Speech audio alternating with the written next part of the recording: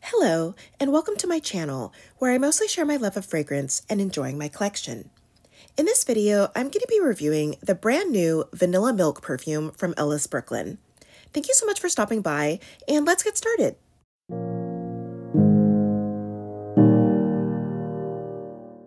So Ellis Brooklyn recently released a new fragrance called Vanilla Milk, and I was excited to check out what sounded like it would be a sweet vanilla scent from them.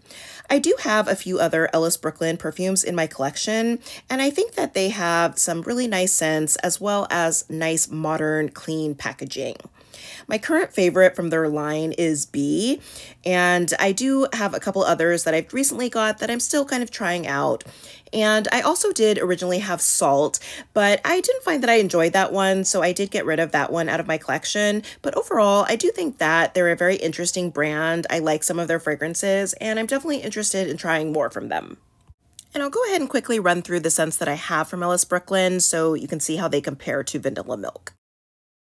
So as I mentioned, Bee is my current favorite scent from Ellis Brooklyn, and this is a really beautiful, rich, boozy honey scent. It has a lot of dark rum, honey, and sandalwood, as well as a beautiful vanilla.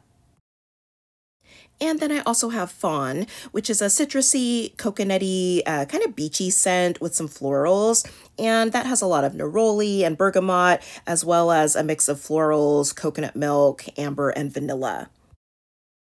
And lastly, I have Fable, which is a nice orange blossom and honeysuckle scent that also has some powderiness from the violet and an overall kind of fresh, clean quality to it. And unfortunately, I do believe that Fable has been discontinued.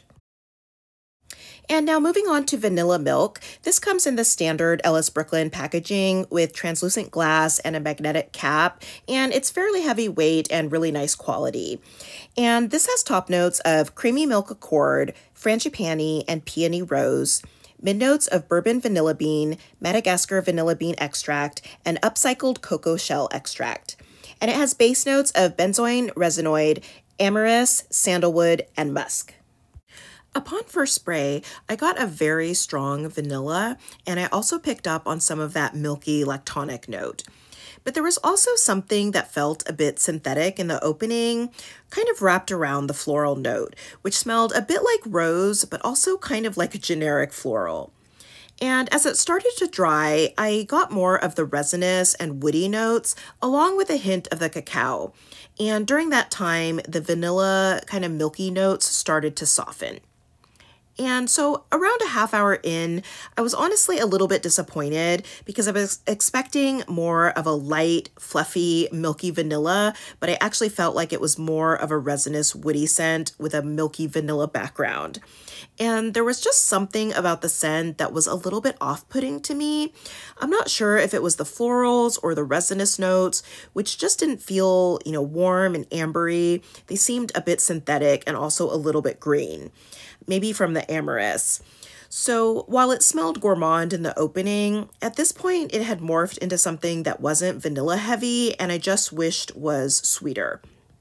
However, after about 45 minutes to an hour, the scent did sweeten into more of what I was initially expecting, which was an almost marshmallowy kind of vanilla with a hint of sandalwood, and the resinous and floral notes had softened.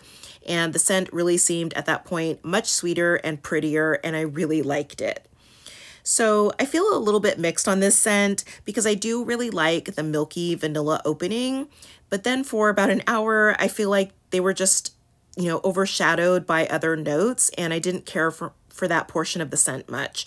But after it was fully dried down, I really liked it again. I just wish that it went straight from the opening to the dry down. So I think that if you go into this expecting a super sweet gourmand vanilla or, a milky marshmallow type of scent to be maintained throughout the life of the fragrance, you may be disappointed. But I feel like you just have to be patient to get to that creamy, sweet goodness that you do ultimately end up with. I wish that they had maybe used amber or a sweeter base note and dialed up the vanilla some, but overall, I do have to say that I do enjoy this scent. I really do like the scent that you end up with at the end. I just wish that, that was the entire scent throughout. I am going to wear it some more to see if that middle plays out a little bit differently from day to day. I wanted to do some quick comparisons against some of the other perfumes in my collection that have milk and vanilla notes, though I don't think that any of them are exact dupes. The first scent that I instantly thought of was Commodity Milk, which turned out to be the closest scent when comparing to the dry down of Vanilla Milk. The Commodity scent also has that sweet, lactonic, marshmallowy vanilla, but it does have a lot more woodiness than Vanilla Milk, and I do think that the Commodity scent is stronger. I did do a review of Commodity Milk recently, and we'll link that in the description if you want to check that out. I also wanted to compare Vanilla Milk to Philosophy's Fresh Cream, both the regular and warm cashmere versions. As far as the original Fresh Cream, I actually found that it has a similar kind of off-putting note to it as Vanilla Milk did, but the one in Fresh Cream smelled a little bit more actually like spoiled milk. But they did have a bit of that same kind of feeling to the scents as the middle portion of Vanilla Milk. And as far as Fresh Cream Warm Cashmere, I did find that it was a bit closer to Vanilla Milk, but it also has a lot more vanilla and is overall a lot warmer and sweeter than Vanilla Milk. And another scent with similar notes to Vanilla Milk is Dior's Vanilla Diorama, which I only have a mini of. And that one also has bourbon vanilla, cacao, and sandalwood. And it has a creamy vanilla feeling to it, but the Dior scent also has a lot more spiciness to it. So they're not really that similar. And then there's Kissing by Kilian, and it's also a creamy, milky, gourmand scent that opens with some greenness, but I find that it's a lot more of a sugary, very sweet vanilla when compared to Vanilla Milk. Then there's Cacharel's Yes I Am, which is also very creamy and sweet and does have milk and vanilla notes, but it's also more floral and has fruity notes as well. Then there's Mix Bar Whipped Almond, which is a really affordable fragrance at Target, and it has a similar milky creaminess to it, as well as a sandalwood base, but it does have the addition of powdery iris and almond, so it's a little different, but is still sweet and creamy and delicious. And then there's Xerjoff's Italica, which is a niche scent, so it's a little bit more expensive. I have the very smallest bottle, which was more affordable, and I thought it might be comparable since it does have milk and bourbon vanilla, but this is way more of a gourmand scent. It smells, very much like kind of a heavy vanilla cake.